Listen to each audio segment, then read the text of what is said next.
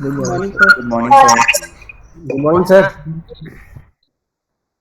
Okay, so I think we can start and I'll close the entry just a moment.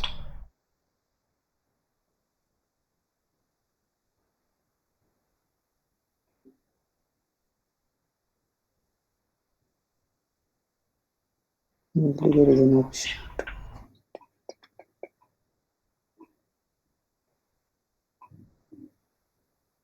Okay, I'll figure out the later stage.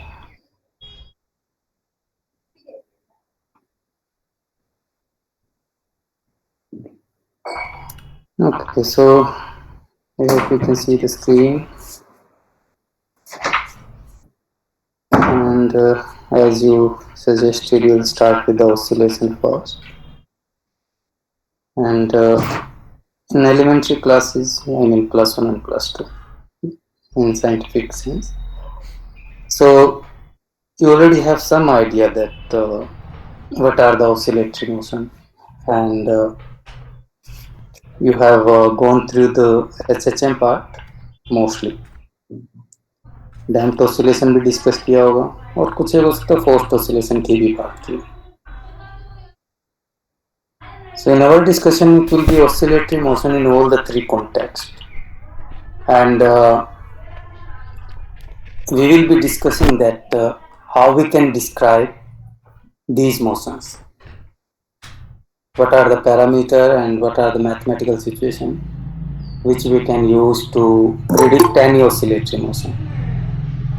Okay, so we'll go through that in next 3 chapter, you can say chapter or unit, whatever term you want to use. And these 3 chapter or topics, which include SHM, damped oscillation and forced oscillation, you can refer to HFA, which is vibration and waves. And you can try to figure it out. If it is available online, I'm not sure. Okay, in library there must be some copies, so if you are local then definitely you can check it there. Sir, I think I have the PDF. I'll check it once and send it in the classroom Okay, that will be or good. in the group. Yeah, so you must refer to reference book.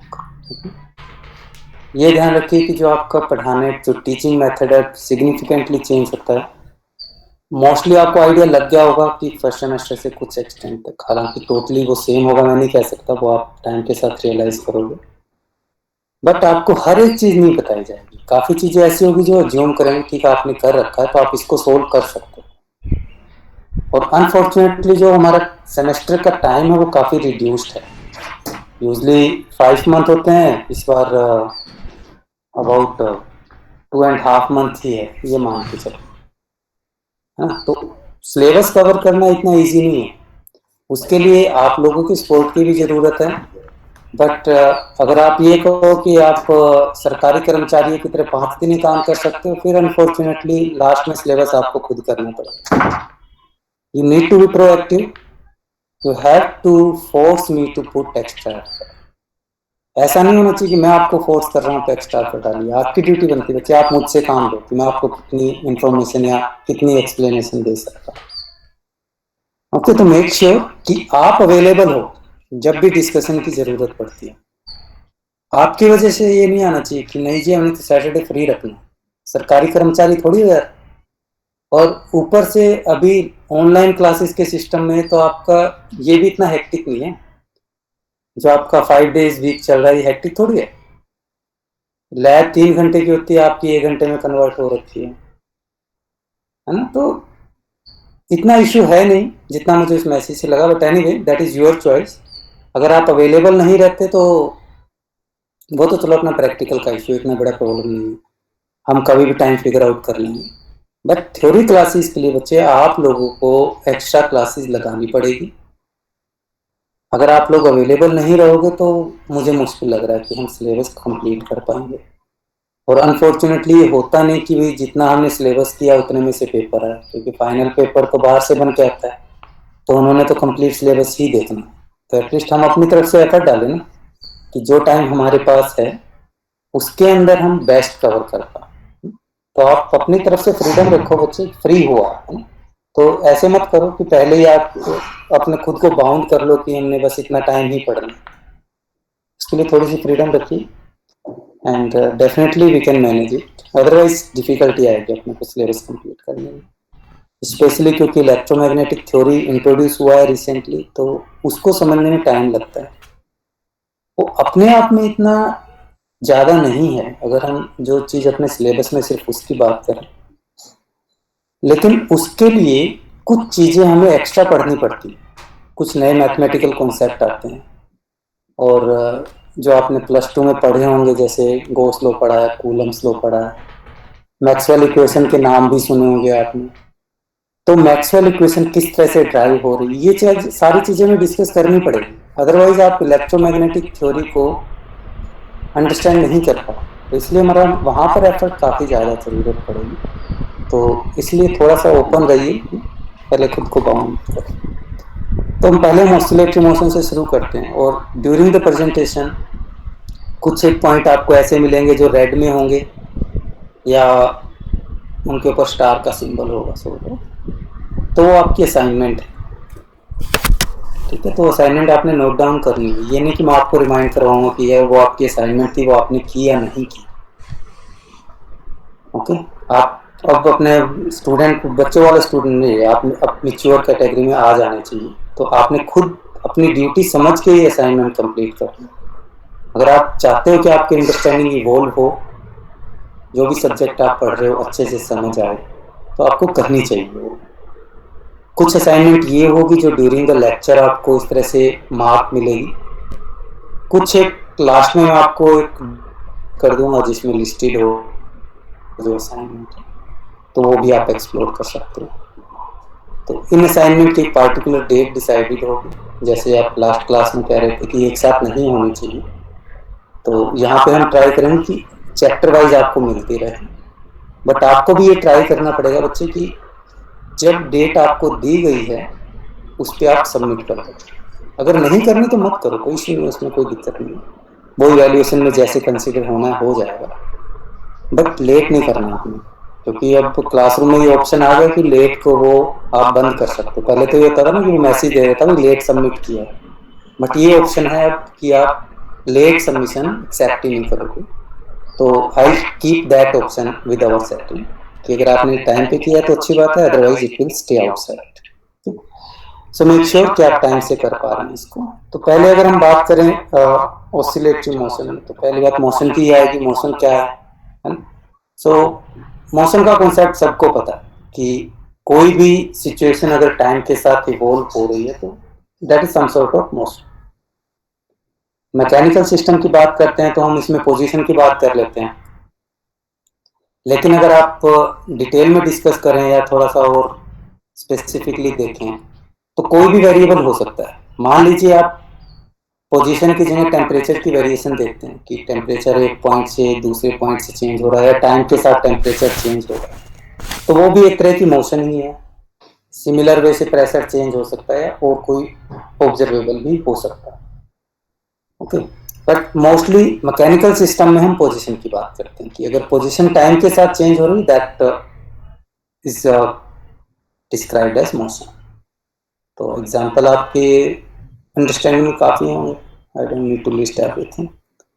Car से लेके आप planetary motion पे जा सकते हो। फिर हम motion को क्लासीफाई कर सकते हैं, डिफरेंट वे है क्लासीफाई करने की। जो सिंपलेस्ट मेथड है, in that we can use linear motion in which object is moving in a line or in a particular direction, or you can say this is a constant motion. We can have non-linear motion. In non-linear motion we have multiple possibilities, like we can have circular motion, elliptical motion, or whatever. We can have Brownian motion. We can have periodic and oscillatory motion as well. So these are not linear motions. Okay, so these two categories, or this oscillatory motion which we will be talking about, this mainly comes into non-linear category. This is not part of the linear motion. Okay, so our focus in this chapter will be on the oscillatory motion. So let us see what we understand with this system. तो first we talk about periodic motion. So periodic motion का वैसे तो name से ही clear है कि जो भी motion periodic है, पीरियोडिक मीन्स जो रिपीट हो रही है एक पार्टिकुलर पीरियड के बाद। सो कोई भी मोशन है अगर पार्टिकुलर टाइम पीरियड के बाद खुद को रिपीट कर रही है, दैट इज पीरियोडिक मोशन। जैसे अपना क्लास लगाना है, अगर हम मंडे की क्लास को टारगेट कर लें तो वो भी एक पीरियोडिक मोशन ही है सॉर्ट ऑफ, कि ठीक है एक पार्टिकुलर 1 वीक के बाद रिपीट हो रही है अगर आप मास वर्क नहीं करोगे तो ना। So similarly we can have other motion, but simple concept यही है कि जिसके अंदर जो सिस्टम है वो अपनी मोशन को या अपने पाथ को रिपीट करता है after certain interval of time. For example इसमें बहुत हैं, सभी आपको आइडिया, प्लेनेटरी सिस्टम ले लो, रॉकिंग चेयर हो गया, स्विंग्स है, मास स्प्रिंग सिस्टम ले सकते हैं, गाड़ियों में जो शॉकर लगे होते हैं वो पीरियोडिक मोशन का बेस्ट एग्जांपल है। जब कोई एप्लीकेशन की बात करता है कि हाँ ये ऑसिलेटरी मोशन का एप्लीकेशन क्या है, तो जो ऑटोमोबाइल्स आप यूज कर रहे हो उसमें शॉकर तो यूज हो ही रहे हैं। This is one of the best example. अगर आपको ऑसिलेटरी मोशन नहीं पता तो आप व्हीकल की सेफ्टी डिसाइड नहीं कर सकते कि उसके अंदर कितनी ऑसिलेशन होनी चाहिए ताकि जो उसके साथ ऑटोमोबाइल अटैच्ड है वो डैमेज ना हो। अगर आप ऑटोमोबाइल में से शॉकर को निकाल दो तो क्या होगा, जहां पे भी शेकी रोड आएगा तो क्या होगा उससे कि जो व्हीकल है आपका वो सारे का सारा शॉक ऑब्जॉर्व करेगा और जिससे उसके जो पार्ट हैं और उस पार्ट ऑटोमोबाइल के अंदर आप बैठे हो दोनों को नुकसान हो सकता है। सो ये काफी इंपॉर्टेंट है कि जो शॉकर है वो प्रॉपरली डिजाइंड हो ताकि वो शॉर्ट टाइम के अंदर उसको ऑब्जॉर्व कर सके जो भी वाइब्रेशन उसको उस जर्की रोड से मिली है, मतलब क्लॉक वगैरह। तो ठीक है, सारे एग्जाम्पल आपको, this is just for the completion purpose कि ये आपको पता है, but let us do it. Oscillatory motion में सिंपल है बच्चे कि पीरियोडिक मोशन ही होती है, कोई इशू नहीं कि वो खुद को रिपीट करेगी ही एक पार्टिकुलर टाइम के बाद मोशन अपना पाथ रिपीट करेगी। बट इसमें एक डिफरेंस आ जाता है कि वो टू एंड फ्रो रहती है, यानी एक मेन पोजीशन होगी उसके अबाउट मोशन होगी। पीरियोडिक मोशन है बट एडिशनल कंडीशन क्या है हमारी, टू एंड फ्रो मोशन की। तो इसमें अगर आप एग्जांपल लोगे तो रॉकिंग चेयर जो है वो इसका एग्जांपल ले सकते हो आप। ये एक मान लीजिए मेन पोजीशन है इसमें, तो जो चेयर है वो आपकी पीछे की तरफ जाएगी, आगे की तरफ आ जाएगी, ठीक है। एक तरह से टू एंड फ्रो मोशन चल रहा है इसके अंदर। तो अगर हम और एग्जांपल लेना चाहें, स्विंग वाला एग्जांपल भी ऑसिलेटरी मोशन में आ सकता है, कोई इशू नहीं है कि जो ये जो रोड है, सेंट्रल रोड है, वो हमारा मेन पोजीशन होगा और जो स्विंग है that will be about to and fro motion. फिर हम क्लॉक ले सकते हैं, बट पेंडुलम वाली क्लॉक लेंगे, पेंडुलम होना चाहिए जिसमें ये मेन पोजीशन के about to and fro move करता है। तो पीरियोडिक मोशन तो साफ ही नजर आ रहा है कि वो रिपीट करेगा एक दूसरे को। वर्टिकल मास स्प्रिंग सिस्टम ये भी ठीक है, ये भी ऑसिलेटरी भी है और पीरियोडिक भी है ना। तो ऑसिलेटरी है, आप देख सकते हो कि कोई पीस मेन पोजीशन बनेगा या मास को ही आप मेन पोजीशन बना दो। For example just let me this is not oscillate, जैसे भी हमने लाइन बना दी, सपोज कीजिए ये मेन पोजीशन है, तो क्या कर रहा है ये इसके अबाउट ऊपर नीचे जा रहा है, तो एक तरह से टू एंड फ्रो मोशन। तो शॉकर वाला जो है ये भी ऑसिलेटरी मोशन ही है, क्योंकि इसके अंदर क्या है, स्प्रिंग सिस्टम ही है ना। ये हमारा स्प्रिंग है जो बाहर लगा हुआ है और अंदर इसके अंदर विस्कस मीडियम होता है। जब हम डैम्पिंग की बात करेंगे तो क्लियर हो जाएगा कि हम ऑसिलेशन को डैम्प करना चाहते हैं ताकि वो मोशन है वो इमीडिएटली रुक जाए। तो इसलिए इसके अंदर एक विस्कस मीडियम रखते हैं और जो स्प्रिंग है वो भी एक स्पेसिफिक क्वालिटी का रखते हैं ताकि वो अब्जॉर्प्शन जो है वो जल्दी हो। ओके, सो ये हमारा ऑसिलेटरी मोशन का केस है। तो ये कॉमन स्टेटमेंट है जो आपने +1 +2 में पढ़ी भी होगी, जितनी भी ऑसिलेटरी मोशन है वो हमेशा पीरियोडिक होती है, लेकिन जो इनवर्स है वो ट्रू हो वो कोई जरूरी नहीं कि मान लीजिए आपके पास पीरियोडिक मोशन है तो वो ऑसिलेटरी हो, वो कोई जरूरी नहीं, हो सकती है बट मैंडेटरी नहीं। तो ये एक स्टैंडर्ड कंडीशन है। तो ये चीजें हमने डिस्कस की हुई है। उसके बाद अगर हम बात करें तो जो ऑसिलेटरी मोशन है उसको अगर आप समझना चाहो तो इट्स फिगर से हम समझ सकते हैं इसमें हमारे पास है क्या चीज। Just a moment.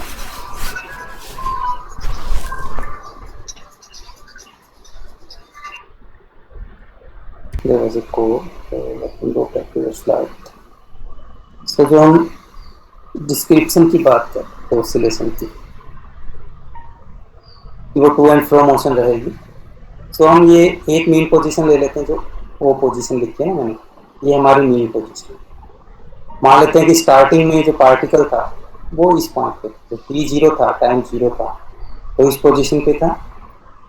कुछ टाइम t1 के बाद या टाइम t1 पे उसकी पोजीशन राइट साइड में r1 हो गई, और कुछ एक टाइम के बाद r2। जो R2 है वो मैक्सिमम पोजीशन। आप पेंडुलम का एग्जांपल ले सकते हैं। पेंडुलम पहले सेंटर में था, फिर कुछ टाइम के बाद R1 पोजीशन पे चला गया, कुछ टाइम के बाद R2 पे चला गया। फिर क्या होगा, ये इसी पाथ को फॉलो करता हुआ वापस मीन पोजीशन से निकलेगा, और कुछ टाइम T3 के बाद वो L1 पोजीशन पे आ जाएगा, लेफ्ट साइड में फर्स्ट पोजीशन, और टाइम T4 पर लेफ्ट साइड में सेकंड पोजीशन है। ठीक है, तो ये हमारा बेसिक आइडिया है कि ऑसिलेटरी मोशन कैसे हो रही है, कि मेन पोजीशन के अबाउट वो टू एंड फ्रो मूव है।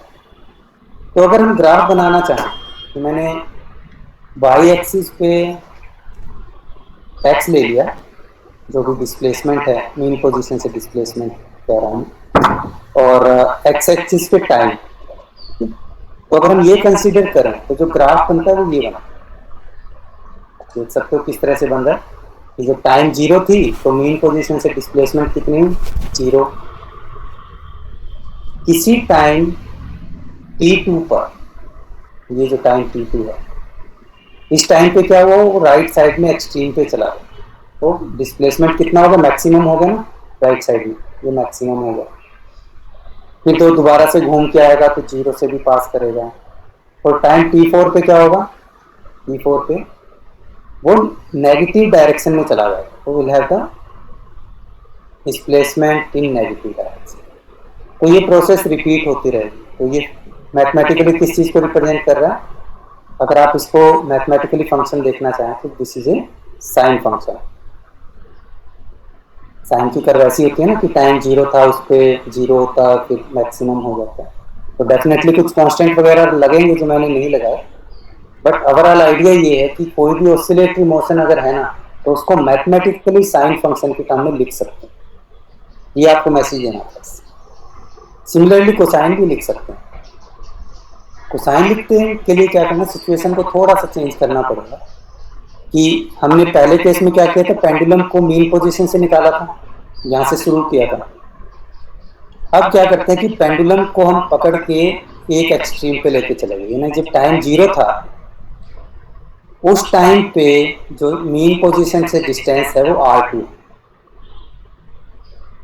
फिर t1 के बाद r1 हो जाएगी, t2 के बाद जीरो पे चला जाएगा, t3 के बाद l1 एंड t4 के बाद l2। तो दोनों में डिफरेंस क्या हुआ, ये डिफरेंस रखा है कि पहले केस में वो मेन पोजीशन से शुरू कर रहा है और दूसरे केस में वो एक्सट्रीम पोजीशन से शुरू कर रहा है। तो अगर इसका आप ग्राफ बनाओगे वही एक्स और टी का, तो कुछ ऐसा बनेगा कि जब टाइम जीरो था तो उस केस में हमारा मैक्सिमम बन रहा था, एंड जब t2 पे गए तो डिस्प्लेसमेंट जीरो हो गया, और जब t4 पे गए तो माइनस एल या l2 हो। तो ये जो मैथमेटिकल फंक्शन है इसके लिए हम यूज करेंगे कोसाइन फंक्शन। ओके, तो इस ग्राफ सर, हाँ जी बच्चे, सर ये ग्राफ कैसे मतलब ड्राइव किया गया है, ये इक्वेशन? ये आप इसमें सिंपली देख लो ना कि ये जो हमने डिस्कस किया था यहाँ पर, इसको मैंने ग्राफ की टर्म में लिखा है एक्स और टी की टर्म। जब हमने टाइम जीरो लिया या टी जीरो लिया तो डिस्प्लेसमेंट कितना है मीन पोजीशन से, जीरो है, तो ये जीरो पॉइंट बन गया यहाँ पर। जब ये t1 मैंने मिस कर दिया, अदरवाइज t1 यहाँ पे कहीं आएगा। जब आप t2 पे जा रहे हो, टाइम हमने t2 लिया तो वो एक्सट्रीम पे चला गया। तो सिंपली मैं डाटा पॉइंट को ड्रॉ कर रहा हूँ, इसमें और कोई हिडन चीज नहीं है हमारी। स्पेसिफिक क्वेश्चन क्या बच्चे, अगर मैं मिस कर रहा हूँ आपको पॉइंट तो सर वही मैं पूछ रहा था कि ड्राइव कैसे किया गया इक्वेशन, वो पुटिंग से। हाँ, सिंपली जो हमारी ये हम अंडरस्टैंडिंग को यहाँ पे बना रहे हैं ना कि डिस्प्लेसमेंट कैसे हो रहा है, इसको हम ग्राफ पे ड्रॉ कर रहे हैं। मान लीजिए मैंने आपको डाटा पॉइंट दे दिया कि डिस्प्लेसमेंट और टाइम का ये डाटा पॉइंट है, और इसको फिर आप ग्राफ पे ड्रॉ कीजिए। तो ग्राफ पे ड्रॉ करोगे तो ये आएगा, यस सर, ओके। और ये हमारा साइन कर्व है, और नीचे वाला जो है वो कोसाइन कर्व हो गया।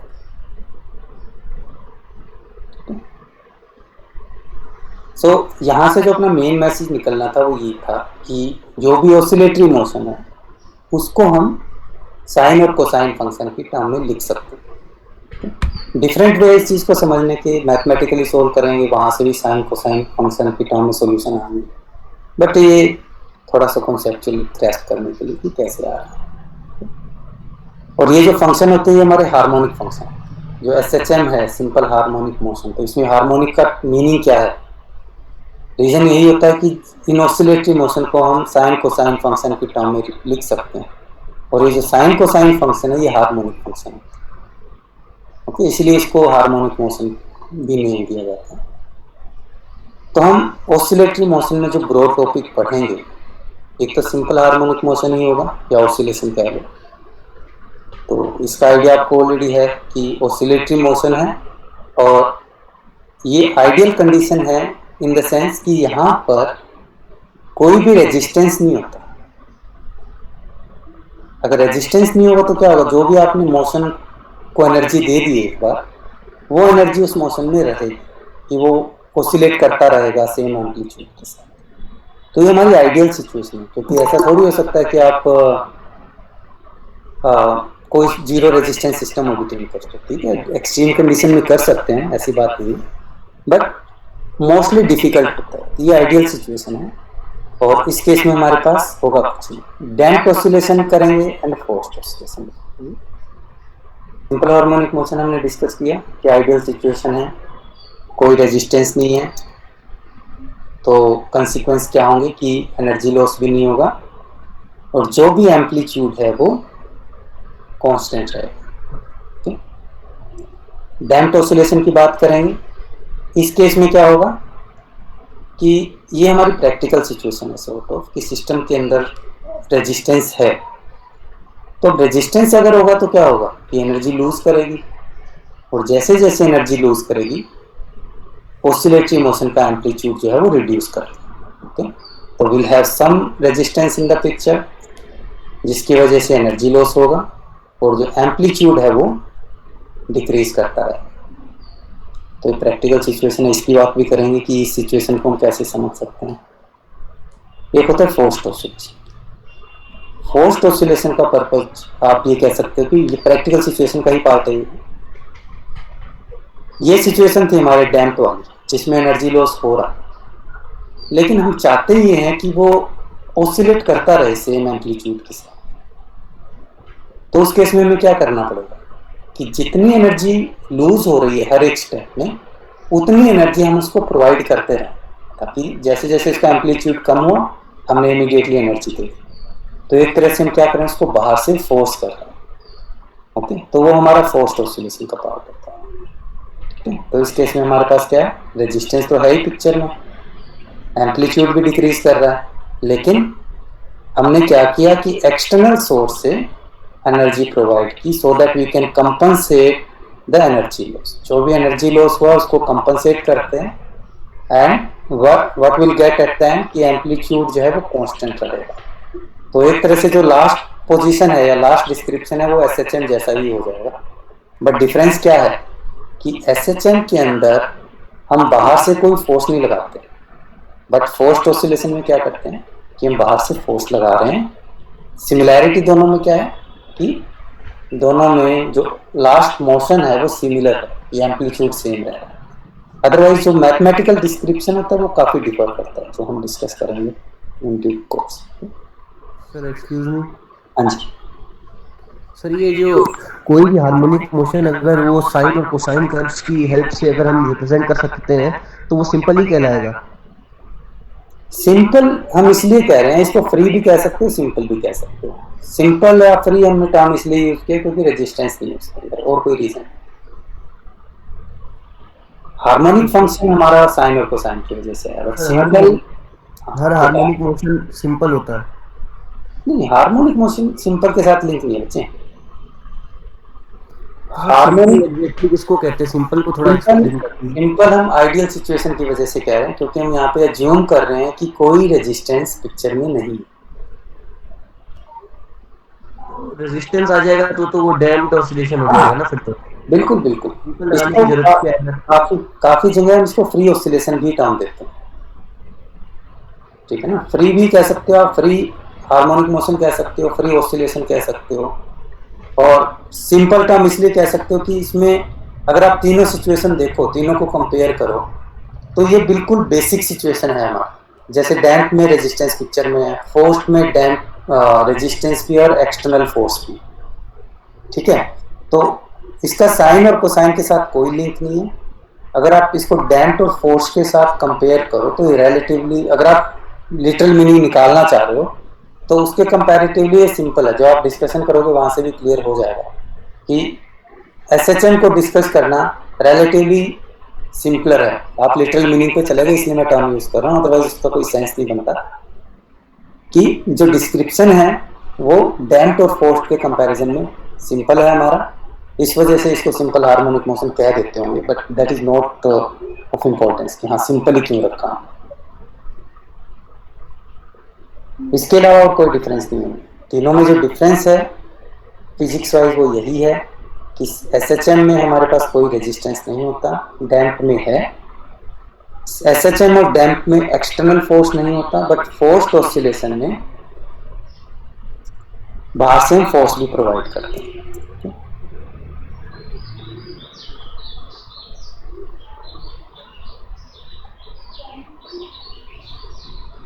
तो ये तीनों प्रोसेस हो गई। उसके बाद अगर हम मूव करें एसएचएम पे, एसएचएम में क्या होगा,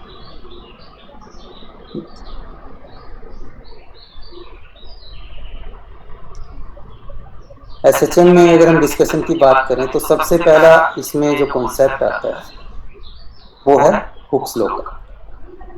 हुक्स लॉ आपने काफी डिटेल में पढ़ा है, जिसको थोड़ा सा रिवाइज कर लेते हैं।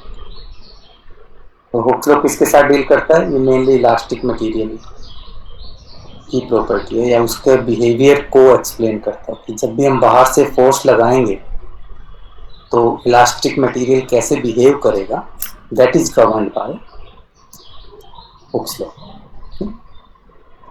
और इसमें मैथमेटिकल डिस्क्रिप्शन आता है। अगर हम मास स्प्रिंग सिस्टम की बात करें तो सिंपलेस्ट वे है ऑसिलेटरी मोशन को समझने के लिए या फिर हुक्स लॉ को समझने के लिए। तो इसमें क्या चीज होती है हमारे पास, एक हमने फ्रिक्शन लेस सरफेस रखी है ताकि बाहर से रेजिस्टेंस हम जीरो कर सकें, आइडियल सिचुएशन क्रिएट कर सकें। We have some spring attach with the mass flow of mass M. अगर मान लीजिए हम इसको स्ट्रेच करते हैं कि हमने मास ब्लॉक को बाहर से फोर्स लगा के एक साइड में स्ट्रेच कर दिया और उसके बाद उस फोर्स को हम हटा लेते हैं कि हमने स्ट्रेच करके एक्सटर्नल फोर्स रिमूव कर लिया। सो व्हाट विल हैपन कि इस स्प्रिंग की इलास्टिसिटी की वजह से अंदर कुछ फोर्स स्टोर हो जाएगा, जिसकी टेंडेंसी क्या रहेगी कि वो स्प्रिंग को अपनी नॉर्मल पोजीशन पे लेके आ सके। इसी को इलास्टिसिटी बोलते हैं ना, कि कोई भी मटेरियल है उसको हमने डिफॉर्म किया एक्सटर्नल फोर्स की हेल्प से, और जब हम एक्सटर्नल फोर्स हटा देते हैं इन दैट केस वो जो मटेरियल है अपनी ओरिजिनल पोजीशन पे आना चाहता है, दैट इज इलास्टिसिटी। तो यहाँ पे जब हम मास ब्लॉक को स्ट्रेच करेंगे तो क्या टेंडेंसी रहेगी कि जब फोर्स हटा लेंगे तो स्प्रिंग नॉर्मल पोजीशन में आना चाहेगा एंड उसकी वजह से एक इस साइड फोर्स लगेगा, इन्वर्टेड रिवर्स डायरेक्शन, इधर मेन पोजीशन की तरफ, जिसको हम रिस्टोरिंग फोर्स बोलते हैं। तो रिस्टोरिंग फोर्स किस वजह से इंट्रोड्यूस हुआ? उसकी इलास्टिसिटी की वजह से। सपोज कीजिए कि जो स्प्रिंग था इसकी इलास्टिसिटी है ही नहीं, कि आपने एक बार खींच के रखा तो वहीं पे रखा, यानी डिफॉर्म्ड स्टेट में ही रहेगा, तो उस केस में ये जो फोर्स है वो जीरो हो जाएगा। सो इट टोटली डिपेंड्स कि जो आपने स्प्रिंग लिया है उसकी इलास्टिसिटी कितनी है। तो रिस्टोरिंग फोर्स की टेंडेंसी क्या रहती है कि वो सिस्टम को ओरिजिनल पोजीशन पे लेके आती है। और इसकी वैल्यू कितनी होगी रिस्टोरिंग फोर्स की, ये डिपेंड करेगी कि आपने इसको स्ट्रेच कितना किया। जितना ज्यादा आप इसको डिस्प्लेस करोगे उतना ही ज्यादा वो रिस्टोरिंग फोर्स की अमाउंट होगी। तो अगर आप इसको लिखना चाहें तो ये तो हमारा थ्योरेटिकल डिस्कशन हो गया, चलो ठीक है। तो यहाँ पे आप बात कर सकते हो कि जो डिस्प्लेसमेंट है या जो भी स्ट्रेचिंग है वो डिपेंड करेगी एक्सटर्नल फोर्स पे, बाहर से आपने कितना फोर्स लगाया। उसके बाद आपने इसको हटा दिया एक्सटर्नल फोर्स पे, तो जो रिस्टोरिंग फोर्स होगा ये डिपेंड करेगा एक्स के ऊपर कि आपने एक्सटर्नल फोर्स की वजह से उसको स्ट्रेच कितना किया, उसके ऊपर डिपेंड करेगा। और प्रोपोर्शनल है तो कुछ प्रोपोर्शनलिटी कांस्टेंट लगा लेते हैं। हमने कांस्टेंट के लगा लिया जिसको हम स्प्रिंग कांस्टेंट, मास कांस्टेंट, अलग अलग कम दिया जाता है इसको, फोर्स कांस्टेंट भी नाम है। और नेगेटिव साइन किस वजह से है, क्योंकि जो रिस्टोरिंग फोर्स है वो स्ट्रेचिंग की अपोजिट डायरेक्शन में लगता है, इसलिए हमारा ये नेगेटिव साइन पिक्चर में आता है। तो ये जो फॉर्मुलेशन है this one, this is the mathematical formulation of the Hooke's law. आई कहां से, सिंपल इलास्टिसिटी के बिहेवियर से आ रही है पिक्चर में कि कितना फोर्स लगाओगे आप तो उसकी वजह से स्ट्रेचिंग क्या होगी, और वो जो स्ट्रेचिंग है दैट विल डिसाइड कि रिस्टोरिंग फोर्स कितना होगा, ठीक है। और जो रिस्टोरिंग फोर्स है that will try to bring back the system to the mean position.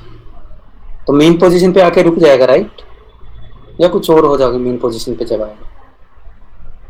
Elasticity की वजह से ये यहाँ पे आके रेस्ट में आ जाएगा या कुछ और फिनोमिना होगा, पर उतना और आगे चले जाएगा सर, और आगे क्यों जा रहा है? उसमें काइनेटिक एनर्जी आ गई ना, inertia motion. Okay, inertia motion लगा, चलो ठीक है, क्योंकि फ्रिक्शन तो है नहीं, लगा देते हैं, कोई बात नहीं।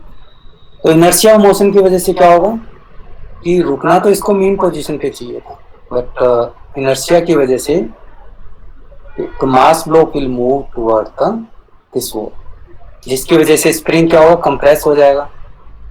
कंप्रेस हो गया ऐसे यानी फिर से डिफॉर्म हो गया, तो फिर से उसके अंदर फोर्स स्टोर हो जाएगा, जिसकी टेंडेंसी क्या रहेगी कि वो मास ब्लॉक को वापस मीन पोजीशन पे लेके आना चाहेगा। लेकिन मीन पोजीशन पे तो रुकेगा नहीं, दिक्कत ये है वो इनर्शिया की वजह से फिर आगे निकल जाएगा ना। तो ये प्रोसेस चलती रहती है। तो अगर यहाँ पे देखो तो जो ऑसिलेटरी मोशन हो रही है वो किन दो फिनोमिना की वजह से हो रही है, एक इलास्टिसिटी और दूसरा इनर्शिया। ये दो मेन प्रोसेस है जो यहाँ पे रोल प्ले कर रहे हैं। तो आप एक्सप्लेन करने की कोशिश कीजिए किस तरह से है, सोचना इसके बारे में, और असाइनमेंट के साथ सबमिट कर सकते हो इसको। सर डैम्प्ड ऑसिलेशन ना, नहीं बच्चे डैम्प की बात नहीं कर रहे हैं। डैम्पिंग कहाँ पे आई, आपका क्वेश्चन क्यों राइज हुआ ये? क्योंकि सर एक टाइम के बाद तो स्टॉप होगा ना, मतलब। अच्छा, हम यहाँ पे अज्यूम कर रहे हैं कि जो फ्रिक्शन है वो जीरो है। Okay sir. तो एसएचएम से शुरू कर रहे हैं। जब हम डैम्पिंग पे आएंगे तब ये जो सरफेस है वो फ्रिक्शन लेस नहीं होगी, इस पे कुछ फ्रिक्शन डाल। अभी हमारा फ्रिक्शन लेस, अभी हम अज्यूम करके चल रहे हैं कोई फ्रिक्शन नहीं है। तो एक बार जब हमने मोशन दे दिया उसको ना, तो वो मूव करता रहेगा, कोई दिक्कत नहीं। ओके, सो ये बेसिक है हुक्स लॉ का। हाँ जी, क्वेश्चन है बच्चे का? Yes sir. सर ये जो आपने क्वेश्चन दिया है, elasticity and inertia essential for oscillatory motion. Sir oscillatory motion में ये है ना कि उसने अपनी मीन पोजीशन पे वापस आना है, फिर एक्सट्रीम पे जाना है, फिर वापस आना है मीन पे। तो इलास्टिसिटी इसलिए तो जरूरी है ताकि वो यही मोशन बार बार रिपीट कर सके और इसी मोशन पे स्टैंड रह सके उसका। हाँ, इनर्शिया का रोल भी सेम वैसे आपने एक्सप्लेन करना है कि आपकी जो फीलिंग है, आपकी अंडरस्टैंडिंग है, उसको आपने वर्ड्स देके आंसर बनाना। ओके, ये कोई बहुत मुश्किल क्वेश्चन नहीं है, ये तो हम डिस्कस करते हुए बोल चुके हैं इस चीज को, इसका आंसर दे चुके हैं। जस्ट आपने अपने माइंड में इसको क्लियर करना है, अगर कुछ स्टूडेंट को क्लियर नहीं। बाकी जो आप कह रहे हो ठीक है, इलास्टिसिटी की वजह से ही उसकी टेंडेंसी बनेगी मीन पोजीशन पे आने के लिए, और इनर्शिया की वजह से वो अपनी मोशन को कंटिन्यू कर पाएगा। So that is correct, that is no issue. Okay, उसके बाद एक इंपॉर्टेंट कॉन्सेप्ट आता है इक्वेशन ऑफ मोशन का। इक्वेशन ऑफ मोशन का मीनिंग क्या है कि मैथमेटिकल सेट ऑफ इक्वेशन है जिसका यूज करके हम किसी भी इक्वेशन को डिस्क्राइब कर सकते हैं। डिस्क्राइब करने का मतलब क्या है कि हम ये बता पाएं कि किसी पार्टिकुलर टाइम के बाद उसकी पोजीशन क्या होगी, एनर्जी क्या होगी, या कह लीजिए उसका बिहेवियर हम प्रेडिक्ट कर पाएं, वो हमारी इक्वेशन ऑफ मोशन होती है। तो लीनियर मोशन के केस में आपने पढ़ी है इक्वेशन ऑफ मोशन, याद है किसी को? Yes sir. कौन सी होती है, कुछ बताओ थोड़ा। y equals to omega c। One at a time, अगर सारे बोलोगे फिर दिक्कत हो जाएगी। एक टाइम पे एक ही बताओ, कोई भी बोल दीजिए, कोई इशू नहीं। अब मुझे सभी के नाम याद नहीं, इसलिए मैं नाम नहीं ले पा रहा। एनीवन? अब सारे चुप हो गए। y equal to a sin omega t। नहीं, ये तो आप मुझे उसकी बता रहे हो ना, मैं लीनियर मोशन के लिए बात कर रहा हूँ।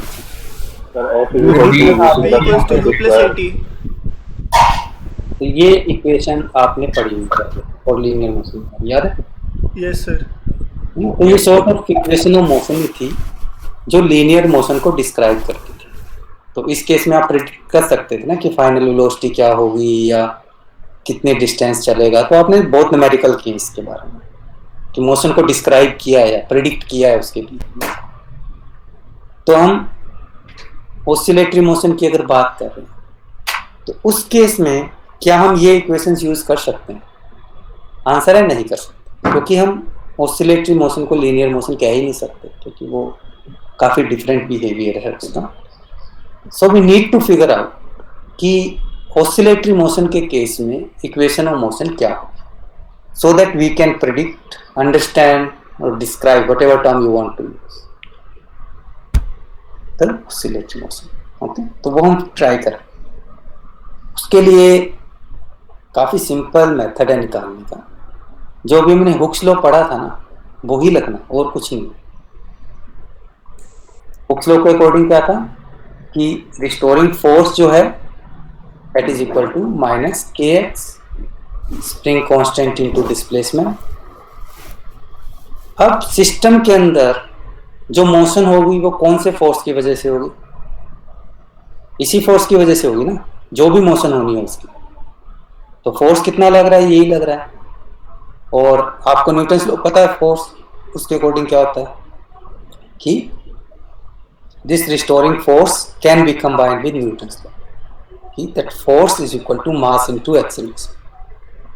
और कोई फोर्स नहीं है सिस्टम के अंदर, क्योंकि हम एक्सटर्नल फोर्स हटा चुके हैं।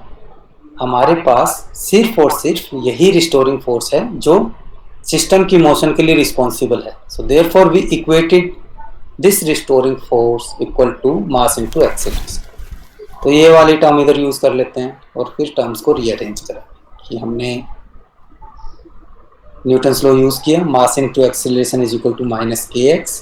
टर्म्स को रीअरेंज कर लो, इस टर्म को हम right hand side left hand side ले आए। So we get a differential equation. I am sure नाम तो आपने जरूर सुना होगा डिफरेंशियल इक्वेशन का, कितने डिटेल में पढ़ी है वो मुझे क्लियर नहीं है। तो ये एक तरह की डिफरेंशियल इक्वेशन ऑफ मोशन है। इसको रीअरेंज करके हम मास सारी तरफ डिवाइड कर दो, you will get another term. इस टर्म में भी लिख लेते हैं इसको, या इसके लिए एक टर्म ये भी आती है। जो ज़्यादा कॉमन है वो ये वाली नोटेशन है। हो सकता है आपने ये पढ़ा भी फॉर्मूला कि acceleration plus omega square X is equal to 0। Omega क्या है? अगर आप इन दोनों को कंपेयर करोगे, omega is equal to square root of k by n and this is angular frequency. Okay, तो ये जो है this is differential equation of SHM। Why differential? क्योंकि यहाँ पे हमारे पास एक्सीलरेशन है which is double differential of the displacement. Okay, तो इसका यूज करके हम डिस्क्राइब कर सकते हैं, लेकिन डिफरेंशियल के साथ डील करना तो मुश्किल काम है, इतना स्ट्रेट फॉरवर्ड नहीं है। तो उसको हमें कुछ सिंपल फॉर्म में लेके जाना पड़ेगा, देखते हैं कैसे करते हैं। पहले थोड़ा सा और पैरामीटर देख लेते हैं कि ये एंगुलर फ्रीक्वेंसी थी, तो इसका यूज़ करके आप लीनियर फ्रीक्वेंसी निकाल सकते हो, क्योंकि आपको पता है ओमेगा और लीनियर फ्रीक्वेंसी में क्या रिलेशन होता है, that omega is 2 pi nu. Frequency अगर आपके पास है तो टाइम पीरियड भी निकाल सकते हो इन्वर्ट करके उसको। इसमें एक क्वेश्चन है जिसका आपको जस्टिफाई करना है एज पार्ट ऑफ असाइनमेंट कि ये जो टर्म है इसको हम एंगुलर फ्रीक्वेंसी क्यों ले रहे हैं, why this is angular frequency but not the linear frequency. या पहली बात तो यही कि इसको यही जस्टिफाई कर दो कि ये फ्रीक्वेंसी क्यों है, उसके बाद ये जस्टिफाई करना है आपने कि वो एंगुलर फ्रीक्वेंसी क्यों है, लीनियर क्यों नहीं। ओके, सो उसका आंसर बना के देखना क्या बनाते हो। ओके, तो हम डिफरेंशियल इक्वेशन ऑफ मोशन किस स्टेप से आए थे, सिंपल हुक्स लॉ से। हुक्स लॉ से हमने निकाला है रिस्टोरिंग फोर्स। रिस्टोरिंग फोर्स पे हमने न्यूटन्स लॉ लगा दिया कि जो फोर्स है वो मोशन के लिए रिस्पॉन्सिबल है, तो मास इनटू एक्सीलरेशन कर देते हैं। उसके बाद रीअरेंजमेंट था टर्म का सिंपल कि we take one another term on the left side, divide with the mass, replace this k by m with a constant which is omega square. तो ये हमारी डिफरेंशियल इक्वेशन ऑफ मोशन आ जाती है। Okay, तो जब कभी भी अगर फ्यूचर में हम बात करेंगे ना जब डैम्प्ड और फोर्स्ड की, सो जहां पर भी आपको मैकेनिकल सिस्टम में इक्वेशन ऑफ मोशन निकालनी है, उसका सिंपल रूल यही है कि पहले तो क्या करो, सिस्टम पे जो रिजल्टेंट फोर्सेस लग रहे हैं ना वो निकालो। एसएचएम के केस में तो आसान था कि एक ही फोर्स था, मान लो कि 5 फोर्स लग रहे थे हाइपोथेटिकल सिचुएशन, तो हम क्या करते हैं, पांचों का रिजल्टेंट निकाल लेते हैं और फिर न्यूटन्स लॉ लगा देते हैं। उसके बाद सिर्फ टर्म्स का रीअरेंजमेंट है, that will give us the equation of motion. तो ये रूल ऑफ थंब याद रख सकते हो आप कि मैकेनिकल सिस्टम में जब भी इक्वेशन ऑफ मोशन निकालनी है, फर्स्ट स्टेप क्या है कि हमने टोटल फोर्स फिगर आउट करना है, कौन कौन से फोर्सेस लग रहे हैं। उसके बाद उन फोर्सेस को हम इक्वेट कर देंगे न्यूटन्स लॉ के साथ, दैट्स ऑल। वो हमें सब्सिक्वेंटली जो है इक्वेशन ऑफ मोशन की तरफ ले जाएगा। तो ये स्टेप आपको क्लियर होना चाहिए। इस केस में आप डेफिनेटली जो हमारा डैम्प्ड और फोर्स्ड का उसके लिए स्ट्रेट फॉरवर्ड वे से कर सकते हो, इक्वेशन ऑफ मोशन लिख पाओ। डिफरेंशियल का तो ठीक था, कोई दिक्कत नहीं है, लेकिन अब इसका यूज करके अगर मैं आपसे पूछता हूँ कि मुझे ये बताओ कि एक पार्टिकुलर टाइम के बाद डिस्प्लेसमेंट क्या होगी उसकी, तो इस इक्वेशन से तो बहुत मुश्किल है। तो हम उसको सिंपल आंसर बनाना चाहेंगे, या कह लीजिए हम लीनियर इक्वेशन ऑफ मोशन निकालना चाहेंगे। अब अभी हमारे पास डिफरेंशियल इक्वेशन मोशन है, उसको हम लीनियर में कन्वर्ट करने की टेंडेंसी रहेगी, ताकि हम सारे पैरामीटर जो है सिस्टम के, like displacement, velocity, acceleration, kinetic energy, potential energy, सभी के सब स्ट्रेट फॉरवर्ड वे से निकाल सकें, वो हमारा पर्पज है। तो उसके लिए हमें क्या करना पड़ेगा, इसको सोल्व करना पड़ेगा। बट वो आज सोल्व नहीं करते क्योंकि आज टाइम हो गया, कोई बात नहीं। तो हम नेक्स्ट टाइम इसको सोल्व करने की ट्राई करेंगे। कंप्लीट सॉल्यूशन नहीं करेंगे क्योंकि वो मैथमेटिकल स्टफ है, और जब आप अपने मैथ्स के सब्जेक्ट में डिफरेंशियल इक्वेशन पढ़ोगे तो वो टेक्निक आ जाएगी, तो वो अपना पर्पज नहीं है वहाँ जाने का। हम एक ये कह लीजिए हिट एंड ट्रायल मेथड से ही सोल्व करेंगे। सो उसकी बात हम नेक्स्ट टाइम करते हैं। एट द एंड क्या होगा, हमारा जो सोल्यूशन है वो साइन कोसाइन की टर्म में ही आएगा। सो अगर किसी का कोई क्वेश्चन है जो आज हमने डिस्कस किया उससे related. Excuse me, sir. Yes Sir, is it possible for you to provide us this PPT? अनवी अभी नहीं मिलेगी बच्चे, ये जब लेक्चर कंप्लीट हो जाएगा ना तब प्रोवाइड करने का बेनिफिट है, क्योंकि अभी ठीक है, कंप्लीट होने में क्योंकि 2-3 शेयर करने का कोई लॉजिक नहीं बनता। But at the end of the chapter you will definitely get. Okay, sir. ठीक है, अभी लेकिन रेफरेंस बुक्स जरूर रीड करें। Yes, sir. ओके, इसके अलावा कोई डिस्कशन से रिलेटेड कोई क्वेश्चन या कोई और क्वेश्चन जो माइंड में आ रहा हो?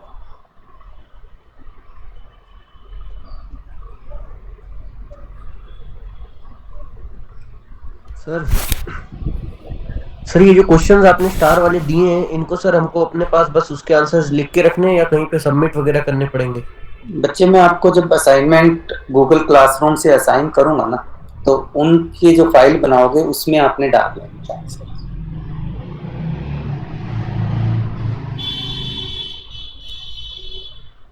क्लियर है? Okay sir. यस, आपका कोई क्वेश्चन था बच्चे? No sir.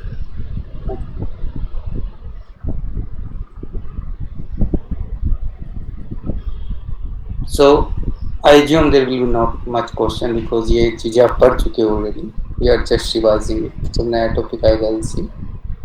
But make sure कि कोई भी अगर आपका क्वेश्चन है तो उसको आप लॉन्ग टर्म तक अपने साथ मत रखना. ये ना हो कि उसकी वजह से आपका जो नेक्स्ट डिस्कशन है वो आपके ऊपर से जाने लग जाए. तो स्टार्टिंग में हम थोड़ा स्लो भी चल सकते हैं, लेकिन जब हम डैम टू फोर्स तक पहुंचेंगे तब तक आपकी अंडरस्टैंडिंग ठीक ठाक होनी चाहिए, so that you can manage with the speed. इस केस में फिर स्लो रहना मुश्किल हो जाएगा और थोड़ा सा कॉन्सेप्ट है वो भी नया होगा आपके लिए. सो मेक श्योर कि अभी आप अपनी अंडरस्टैंडिंग को स्टेबल कर लें इसके बारे में. Okay sir. If there is no question, then we'll close for today. See you next time. Thank you sir. आज का thank you so much sir. Afternoon में ही होगा, उसका लिंक सेंड रहेगा. आज ग्रुप 1 की लैब है ना, तो ग्रुप 1 की लैब आफ्टरनून में सेम लिंक के साथ रहेगी. Okay sir, thank you. See you next time. Sir. Thank you sir. Good day sir. Thank you sir.